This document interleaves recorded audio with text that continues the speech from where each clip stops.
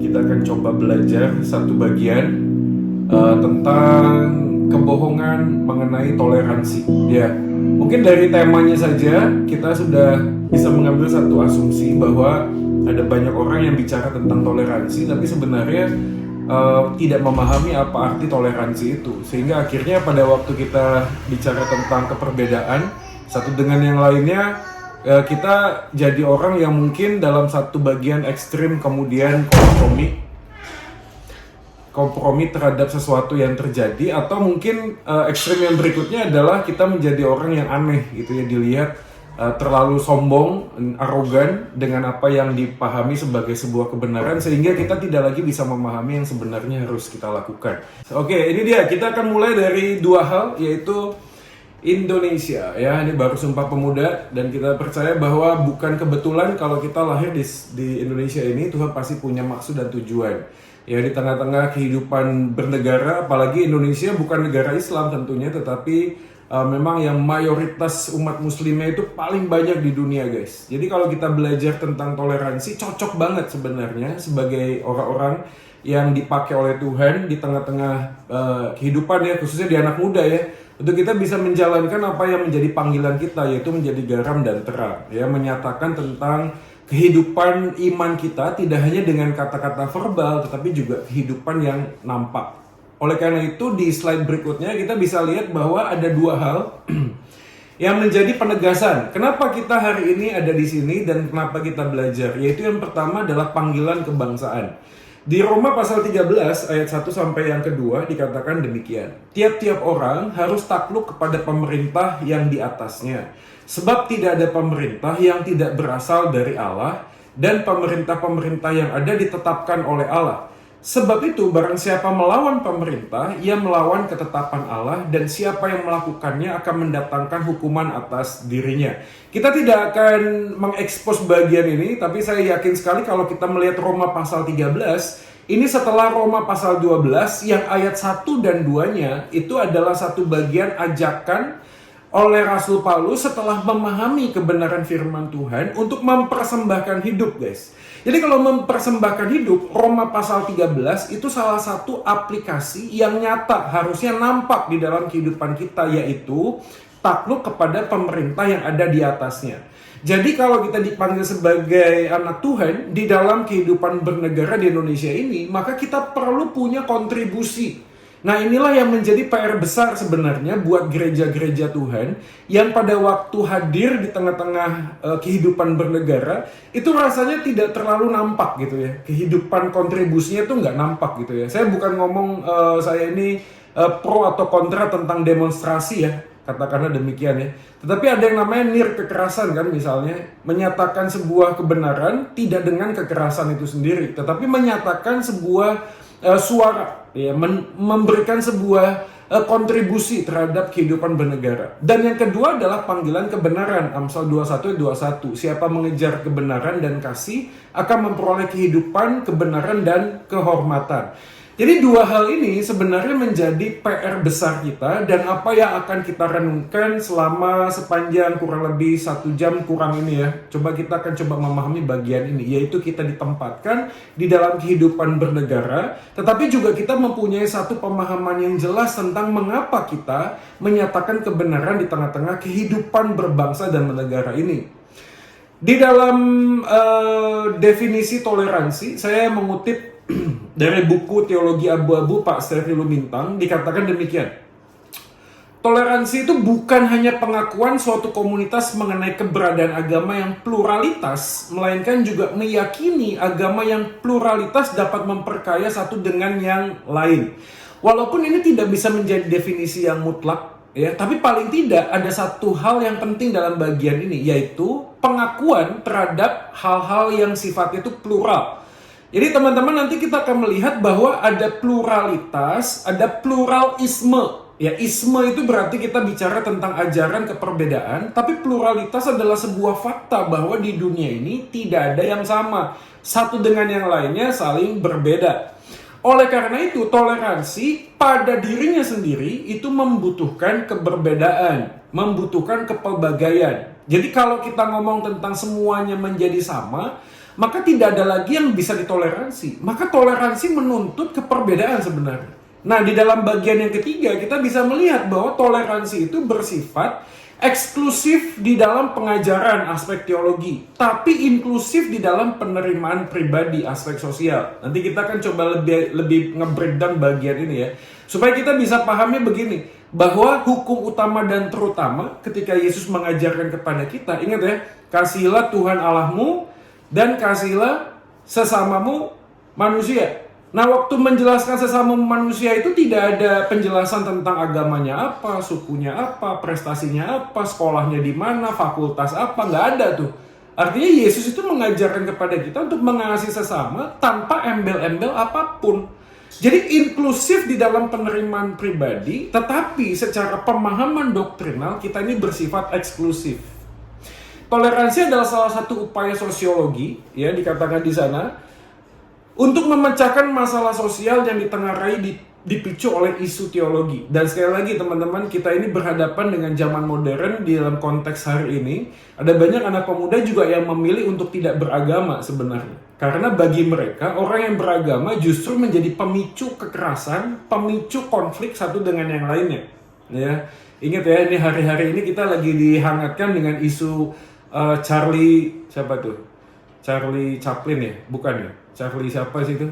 Hebdo ya, yang lalu kemudian Presiden Macron itu memberikan sebuah statement yang kemudian menjadi pemicu konflik yang semakin lama semakin besar ya. Nah, dalam konteks inilah sebenarnya kita ini harus bisa melihat spektrum yang jelas tentang sebuah toleransi.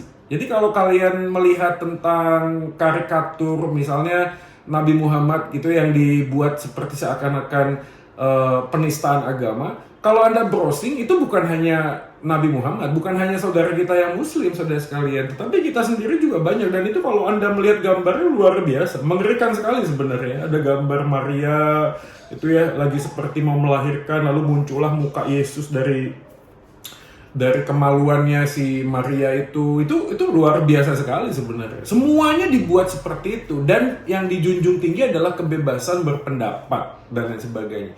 Kita nggak akan membahas bagian itu, tetapi lagi-lagi ada banyak anak pemuda yang lebih berpikir, udah deh gini, kita nggak usah ngomong tentang agama deh, kita nggak usah ngomong tentang keyakinan. Yang penting gini, yang penting lo itu berbuat baik. Karena waktu lo berbuat baik, lo nggak akan ditanya agamanya apa. Nah, di dalam bagian inilah sebenarnya toleransi dan menghakimi itu menjadi isu yang sepertinya ada gesekan, ada tarik-menarik satu dengan yang lainnya. Maka ada beberapa kesulitan nih yang akan kita bahas. Yang pertama adalah toleransi atau kompromi. Kita ini sedang bicara tentang menerima seseorang dengan perbedaan pendapat doktrin, tapi pada saat yang sama juga kita nggak bisa ngomong bahwa semua agama itu sama dong. Ya, saya nggak tahu dengan teman-teman sekalian ya, tapi saya mendapatkan ada banyak orang Kristen yang justru mengambil posisi, udah deh kita nggak usah ngomong tentang agama, iman, itu semua itu sudah ditentukan oleh Tuhan gitu loh. Itu semuanya sudah takdirnya. Jadi kita nggak usah ngomong tentang Injil, apalagi kalau kita ngomong tentang Injil kan kita percaya bahwa bukan kamu yang memilih aku tetapi Tuhan yang memilih kita kan. Jadi kalau Tuhan yang memilih kita udah deh nggak usah. Kalau memang orang itu memang dipilih oleh Tuhan, gimana pun caranya Tuhan pasti akan membuat dia bertobat kok. Jadi ada satu cara berpikir orang Kristen yang kemudian mencoba mencari pembenaran terhadap panggilan untuk memberitakan Injil. Ya, saya nggak tahu teman-teman sekalian di sini juga punya pengalaman ketemu dengan orang seperti itu, atau mungkin kita sendiri juga mengambil posisi seperti itu. Udah deh, kita nggak usah ngomong tentang agama gitu loh. Ya, kalau kita ngomong tentang agama nanti buntut-buntutnya itu bisa konflik, bisa berantem dan lain sebagainya. Yang kedua adalah kesulitan bukan hanya toleransi atau kompromi, tetapi kebenaran yang kemudian kita anggap sebuah relativitas. Kebenaran itu relatif, tergantung dari sudut pandang orang melihatnya. Makanya teman-teman, saya mau beritahu bahwa fakta itu bukanlah sebuah kebenaran. Fakta ditambah alasan baru kebenaran. Karena fakta yang kita lihat itu bisa ditafsirkan orang bermacam-macam. Kita melihat sebuah benda, sebuah tempat, sebuah kata yang sama, kita bisa punya interpretasi yang berbeda-beda. Betul ya? Ya. Beberapa 2 tahun yang lalu kalau nggak salah, saya pimpin satu grup pergi ke Israel, ya, melihat semua fakta-fakta sejarah. Ya. Waktu saya sampai di sana, toh bukan orang Kristen aja kok yang ada di sana.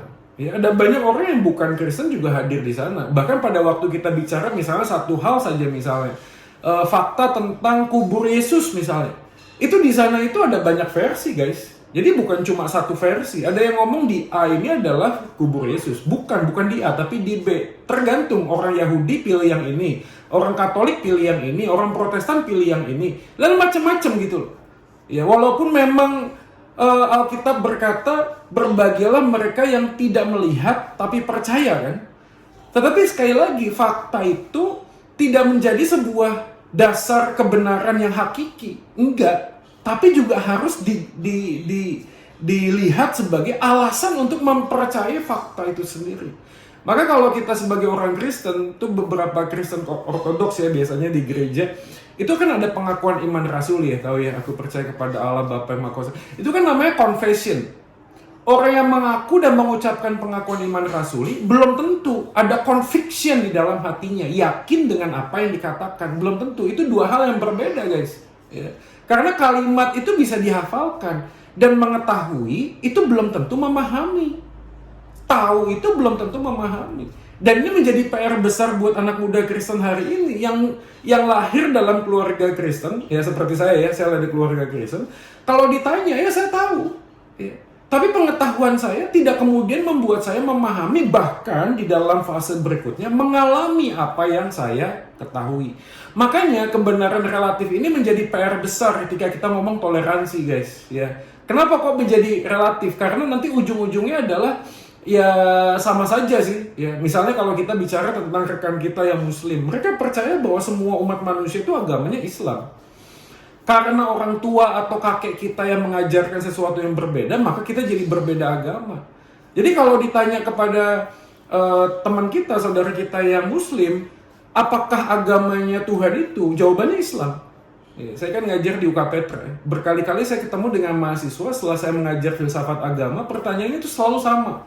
Ya, pertanyaannya adalah, jadi Tuhan itu agamanya apa? Ya menarik ya, kalau misalnya saya jawab Kristen, pasti dia akan tanya lagi, kira-kira Kristennya itu Metodis, Protestan, atau Katolik, atau Karismatik. Ya, agamanya Tuhan itu Kristen apa? Kristen Karismatik atau Kristen Protestan? Ini kan, ini jadi problem gitu loh. Makanya pada waktu kita ngomong kesulitan tentang toleransi, sulit sekali untuk kita bisa menjelaskan tentang kebenaran kalau kita sendiri tidak memahami, bukan mengetahui ya, tidak memahami, bahkan tidak lagi mengalami apa yang menjadi sebuah kebenaran itu. Maka yang ketiga, aspeknya tidak mungkin bisa terelakkan, yaitu tidak ada pertumbuhan rohani, guys. Artinya, semua perjalanan hidup kita dalam tanda kutip ya, menjadi orang Kristen tidak terwujud nyata sebagai bentuk murid Kristus. Saya selalu mengatakan seperti ini. Tidak semua orang Kristen itu murid Yesus. Tetapi murid Yesus itu disebut orang Kristen. Ya. Jadi jangan sampai kita kemudian heboh ketika ada public figure gitu tiba-tiba pindah agama dan lain sebagainya. Ini kan menjadi sesuatu yang membuat kita itu kadang menempatkan kebenaran itu bukan apa yang kita pahami, tapi siapa yang menyampaikan itu. Tahu ya maksudnya? Ya. Itu kan worldview ya, itu kan sudut pandang dunia. Kita bisa percaya sesuatu itu disampaikan bukan karena isinya, tapi karena siapa yang menyampaikan. Misalnya, kita itu mengidolakan papa kita yang sangat pinter dan brilian, hidupnya sangat jujur dan luar biasa. Setiap nasihat, setiap kalimat yang dia sampaikan kepada kita, itu kita bisa pegang sebagai sebuah kebenaran. Kenapa? Bukan karena isinya, tapi karena siapa yang menyampaikannya. Dan ada banyak orang hari ini kemudian terjebak ketika melihat sebuah kebenaran karena pendeta besar yang followernya banyak, yang gerejanya besar, itu menyampaikan sebuah kalimat tertentu, lalu kita mengambil sebuah posisi, wah pasti nih orang kalau ngomong sesuatu pasti benar. Jadi teman-teman, saya mengajak kita untuk memikirkan hal ini dengan kritis ya, dengan kritis. Saya bukan ngomong kritis itu kemudian menjadi kritikus ya. Saya juga ketemu dengan orang yang pada waktu kebaktian sebelum pandemi ya, itu setiap hari Minggu, Anda tahu nggak, dia bawa komentari guys, segede gini, wow, gede. Jadi begitu dia duduk, orang tuh nggak bisa duduk dekat sama dia karena bukunya saja itu bisa mengambil tempat untuk orang sebelahnya gitu. Dan setiap kali pendeta ngomong, pendeta khotbah, dilihat di bukunya, lalu lihat bahasa Ibraninya, Yunaninya, sintaktikalnya, gramatikalnya, vocabulary, semua dicek guys. Dan setiap kali dia keluar, dia akan ngomong. Selalu semua pendeta tuh nggak ada yang benar di mata dia, semua salah. Ya iya, karena apa? Karena mencari-cari kesalahan gitu, mencari-cari kesalahan. Nah, orang-orang seperti ini juga bukan seperti yang kita inginkan. Maksudnya kritis itu bukan berarti seperti itu juga gitu loh. Tetapi kita harus menjadi anak muda Kristen yang memahami sebuah statement berdasarkan otoritas yang paling tinggi dan yang paling mutlak. Yaitu apa? Kitab suci itu sendiri. Makanya kita gak akan lama-lama langsung ke Matius pasal 7 guys. Matius pasal 7 ini yang menjadi satu bagian yang seringkali juga dipakai oleh beberapa orang ketika memahami tentang menghakimi. Matius pasal 7. Kita akan baca ya, kita lihat firman Tuhan ini. Matius pasal 7. Ayat yang pertama sampai yang kelima. Jangan kamu menghakimi supaya kamu tidak dihakimi. Karena dengan penghakiman yang kamu pakai untuk menghakimi, kamu akan dihakimi dan ukuran yang kamu pakai untuk mengukur akan diukurkan kepadamu. Mengapakah engkau melihat selumbar di mata saudaramu sedangkan balok di dalam matamu tidak engkau ketahui? Bagaimanakah engkau dapat berkata kepada saudaramu, biarlah aku mengeluarkan selumbar itu dari matamu, padahal ada balok di dalam matamu?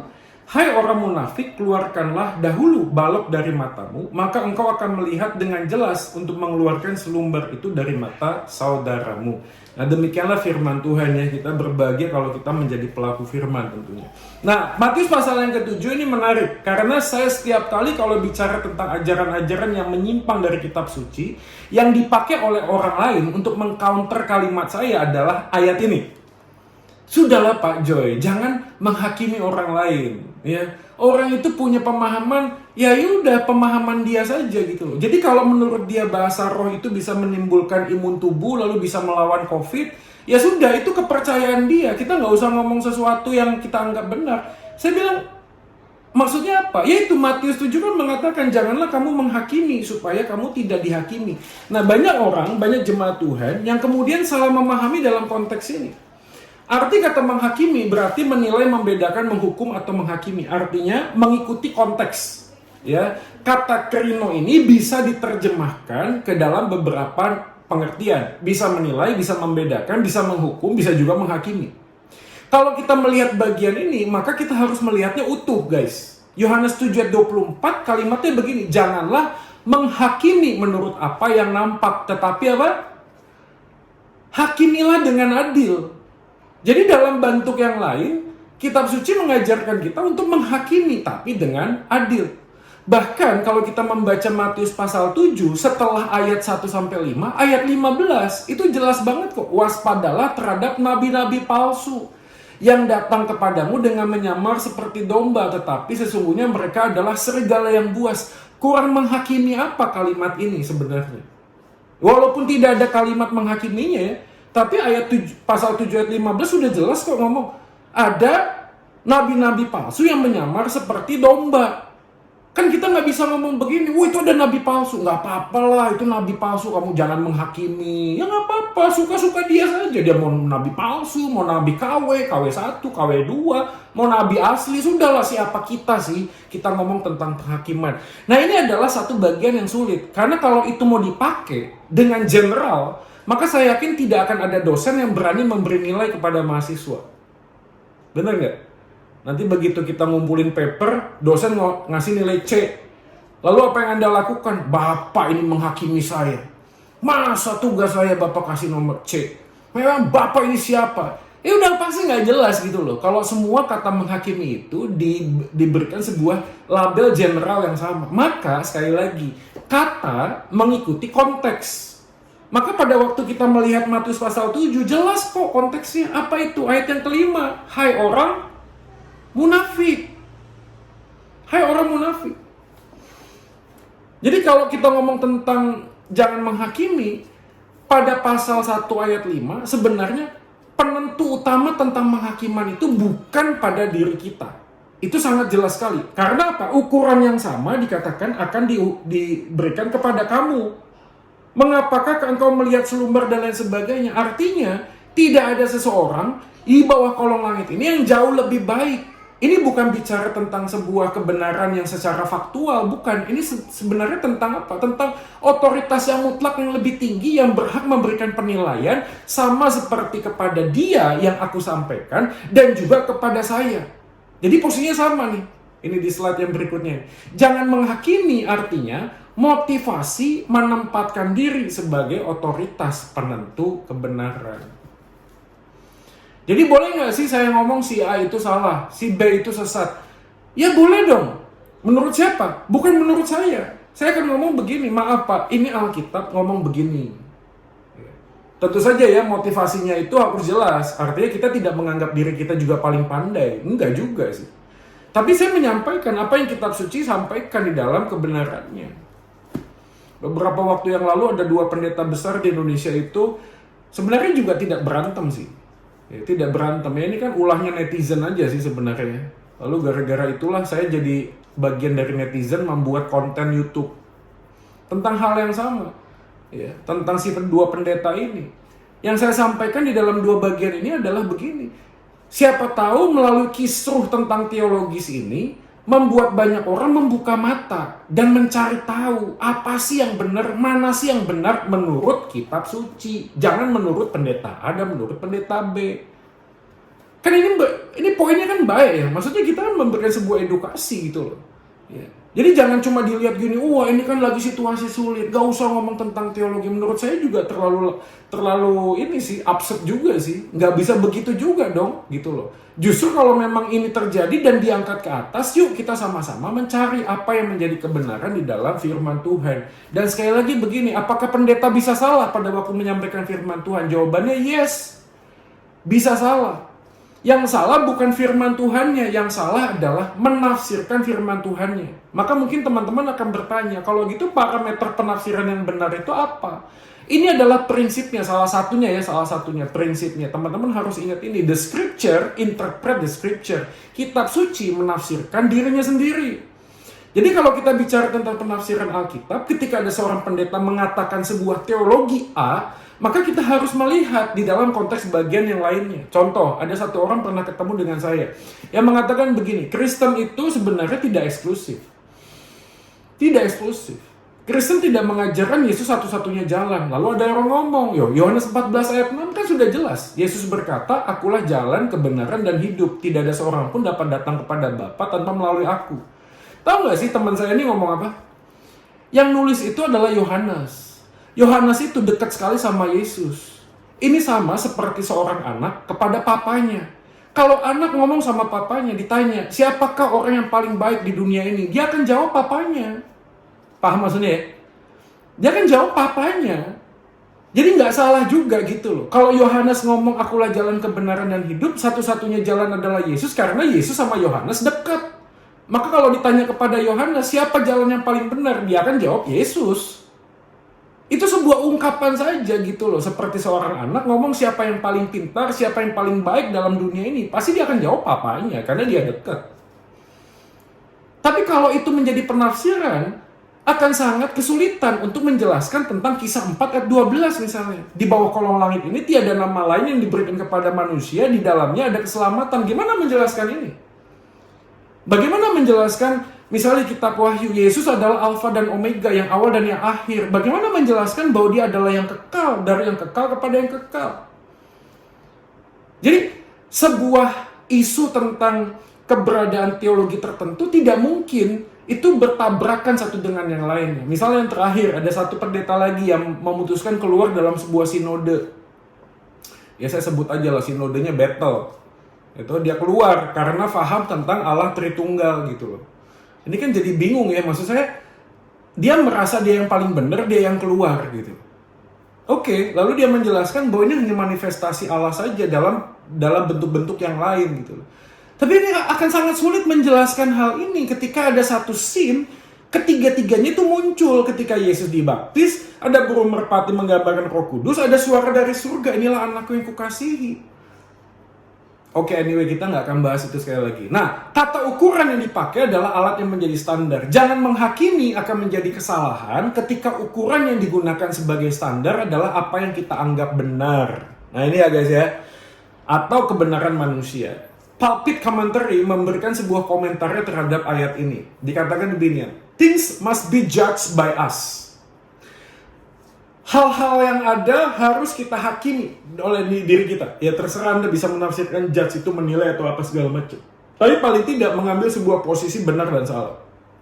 Apa itu? Doktrin yang baru, institusi yang baru, metode yang baru tentang penyembahan, tentang pekerjaan. Semuanya itu akan menjelaskan kepada kita bahwa kita dipanggil untuk menilai dan melihat by reason dengan kesadaran kita, dengan kitab suci. Di mana kita bisa tahu apa yang sebenarnya kita sedang kejar, apa yang kita sedang cari. Ya. Yang berikutnya adalah apalagi jangan menghakimi adalah jika hal itu didorong oleh kemunafikan diri kita sendiri. Nah, itu kata hipokrites, ayat yang kelima.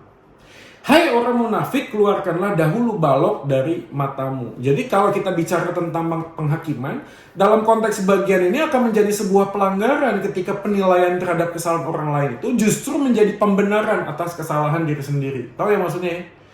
Ini biasanya tuh PR-nya orang tua. PR orang tua zaman modern sekarang ini tuh ngomong begini kepada anak-anaknya, do what I say, but please don't do what I do. Do what I say, and don't do what I do. Lakukan apa yang saya katakan, tapi jangan lakukan apa yang saya lakukan. Ya seperti orang, nak jangan ngerokok ya, tapi dia sambil ngomong sambil merokok gitu. Nah orang yang seperti ini kadang-kadang menilai seseorang itu lebih benar dari dirinya sebagai sebuah pembenaran bahwa dirinya itu lebih baik dari dia. Makanya saya yakin sekali di dalam iman Kristen kita tuh diajarkan sebuah bentuk anugerah, tahu ya? Bukan karena perbuatanmu, bukan karena usahamu, tetapi kamu diselamatkan oleh karena kasih karunia. Kalau ngomong kasih karunia, artinya posisi saya dengan orang lain itu tidak lebih baik. Tidak lebih baik. Tetapi karena kasih karunia Tuhan, Tuhan mau menyelamatkan saya, mau menjadikan saya anaknya, sehingga pada saat yang sama bukan karena kuat dan gagahku, bukan karena kebaikanku, bukan. Jadi kalau bicara tentang bagian ini, kita nggak bisa ngomong tentang penghakiman ketika kita menilai sebuah standar kebaikan itu, aku lebih baik dari dia. Tidak. Aku tidak lebih baik darimu, tetapi aku dan engkau sama-sama berdosa di hadapan Tuhan dan kita bertumbuh bersama di dalam Tuhan. Itu secara aktivitas kehidupan. Tapi kalau secara doktrin, ini tidak ada kaitannya sama sekali, guys. Nggak ada sama sekali gitu loh. Jadi kalau kita ngomong tentang jangan menghakimi, hari ini sudah clear menurut saya. Apa yang clear? Jangan menghakimi itu bukan berarti kita menempatkan kebenaran firman Tuhan itu menjadi di bawah, ya tergantung dari apa yang sebenarnya kita sedang lakukan. Paham nggak sih maksudnya? Kadang-kadang kita ini ya, melihat sebuah kebenaran itu tergantung dari orang yang menyatakannya. Sebenarnya nggak bisa juga sih. Bahkan menurut saya, seorang narapidana dan residivis sekalipun, ketika dia mengatakan sesuatu yang benar, kita bisa memegang itu sebagai sebuah kebenaran. Walaupun kita tidak mengatakan bahwa apa yang dikatakan dengan apa yang dilakukan itu berbeda. Tahu ya maksudnya? Ya. Ini yang terakhir, yang di YouTube tuh. Siapa namanya penyanyi Kristen. Ya inisialnya FS. Yang kemarin dulu pencipta lagu rohani yang terkenal. Gitu. Lalu kemudian divorce. Lalu menikah lagi sama seorang artis. Ya. Kalau Anda dengerin podcastnya dengan Daniel Mananta waktu di-sharingkan, dia ngomong apa? Dia bilang salah kok. Divorce itu salah gitu loh. Lalu Anda jangan bilang begini, wah ngomongnya gitu, lu sendiri divorce. Nggak bisa, yang diomongkan sebuah kebenaran. Sebuah kebenaran. Ya. Jadi kita nggak bisa menilai sesuatu itu menjadi kebenaran, itu karena seseorang itu lulus melakukan apa yang diajarkan oleh agamanya gitu loh maksudnya. Ngerti ya maksudnya? Ya ini kan jadi problematika kita sebagai orang Kristen karena seringkali ada orang yang tidak mau jadi Kristen karena melihat ada orang Kristen lain jadi batu sandungan. Betul sih, betul gitu. Itu faktanya. Jadi bukan berarti pada waktu kita melihat orang yang tersandung karena orang Kristen yang melakukan sesuatu yang salah, lalu menjadi sebuah pembenaran, ya sudah kalau gitu Kristennya salah. Nggak gitu juga gitu loh. Ya, karena kalau kita mau ngomong semua agama, tidak ada satu orang yang menganut agama tertentu yang berhasil lulus kok melakukan apa yang diajarkan oleh agamanya. Tapi itu bukan berarti bahwa agamanya itu salah. Oke, ini kita breakdown, ada waktu beberapa menit. Saya berharap teman-teman nanti waktu Q&A bisa nyatet ya. Ya mungkin ada pertanyaan yang mungkin miss, nanti kita bisa lebih menggali ya. Tapi saya akan geser dulu melanjutkan bagian ini. Oleh karena itu teman-teman sekalian, pada waktu kita bicara tentang apologetika, oh ini ya belum ya?